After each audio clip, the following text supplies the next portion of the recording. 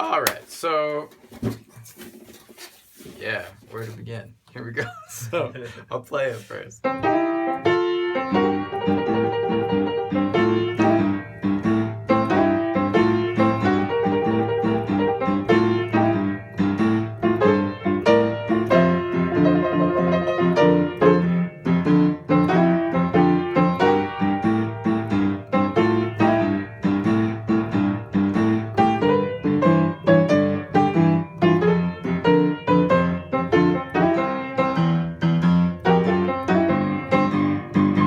Okay, so to begin with, this is like it's called Back at the Chicken Shack, by the way, by Jimmy Smith. All right.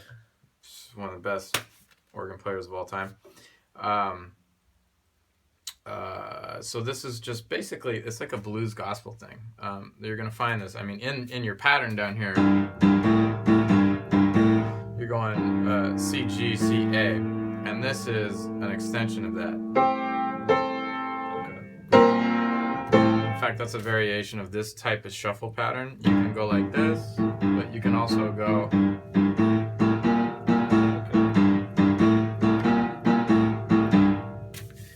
One of those things, and it's very important for the blues, and for some reason, I don't know why, it just sounds great when you basically are using these chords. You have your C major, your F major first inversion, and it's a C7 without the third. So, what is it? Sesame Street?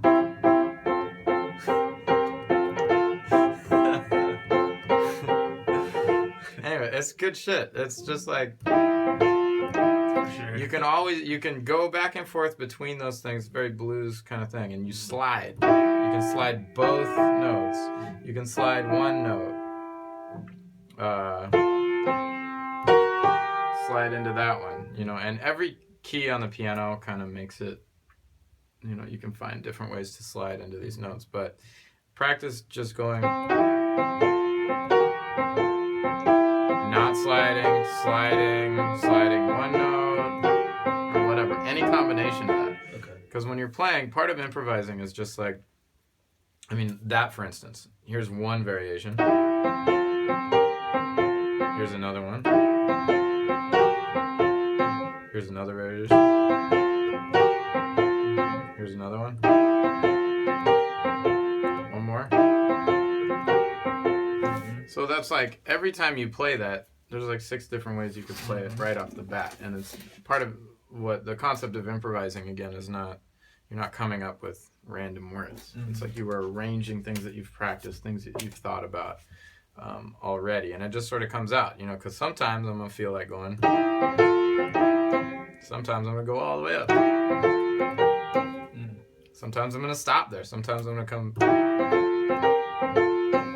go back down. It's just like, sometimes I'm just going to go.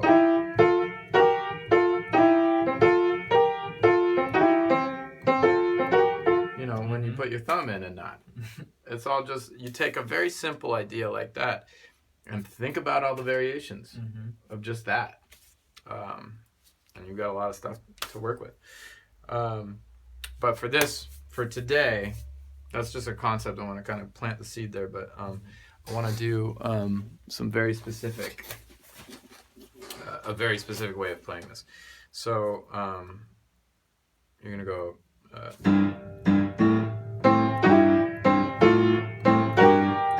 just hold it.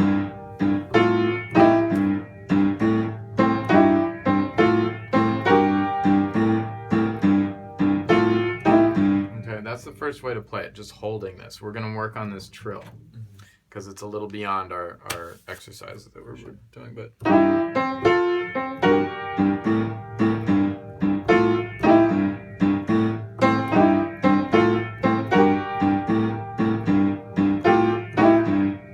Then you're going to go to F.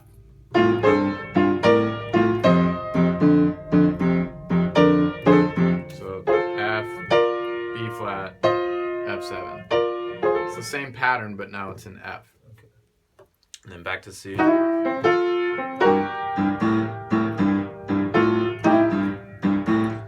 I want you to notice something. When I go to F, F is leading into F. So the riff over here is leading into the F. So it starts actually when I'm still playing C here. And the opposite is going to be true. By the time I get to F up here, I'm going to go back to C here to get back into C here. So it leads. So watch how it goes.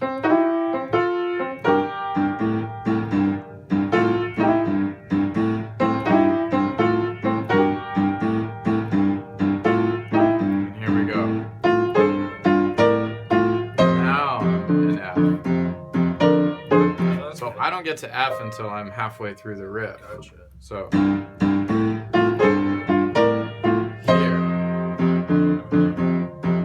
And now. Same thing. I don't get to C until I'm all the way up there. And now I'm going to do this lick. This is another just wonderful blues lick. We're in G. So you go root, slide into the major third, chromatically up to the fifth, back to the root. And you're going to do the exact same pattern on F. Root, slide to the third, chromatically walk up to the fifth, down to the F.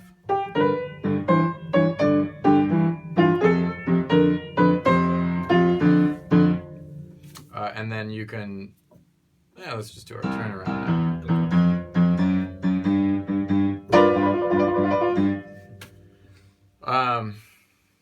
And as far as improvising,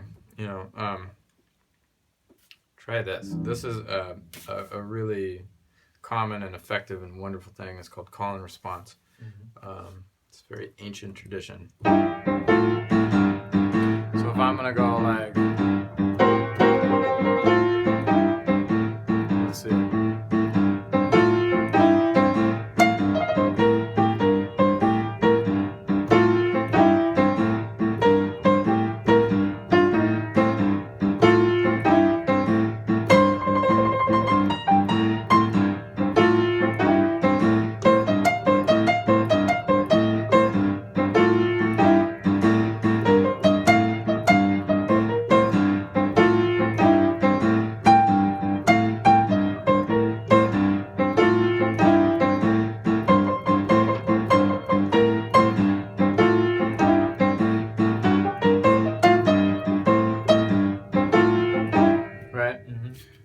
Something, again, we're stepping, it's a big step, but I want to start planting that seed in your head, like having a call and then a response. Okay.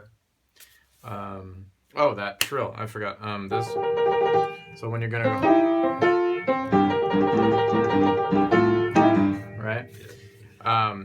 It's kind of an off time thing, but you want to work up to that.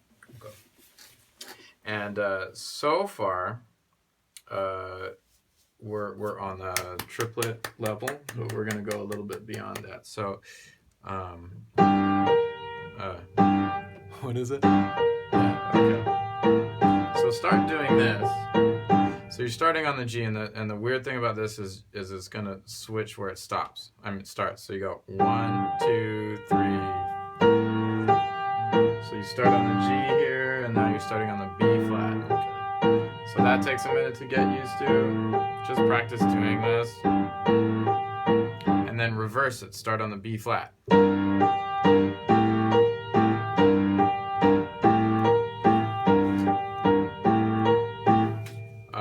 And then we're going to go to the next level rhythmically. We're going to go...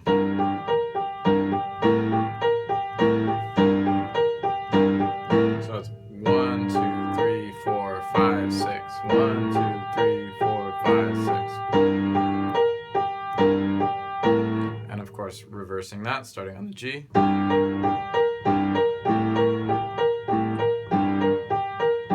And what I've done is you can start here 1, 2, 3, 1, 2, 3, 1, 2. Now I'm just double timing it. So that G's the same. 2, 3, 1, 2, and 3, and 1, and 2, and... Okay? And then one more, since you're going to be doing it slow, just for fun. How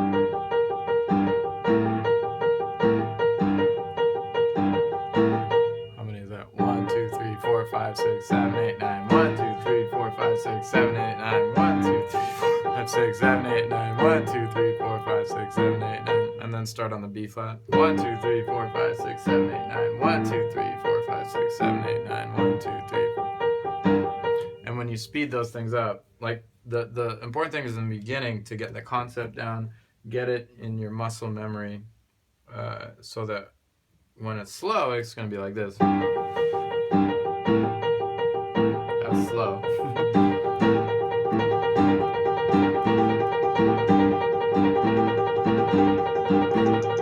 You know, it just sort of turns into this like trill.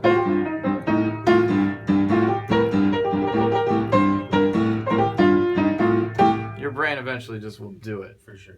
And you can kind of go slow. I was... Shit.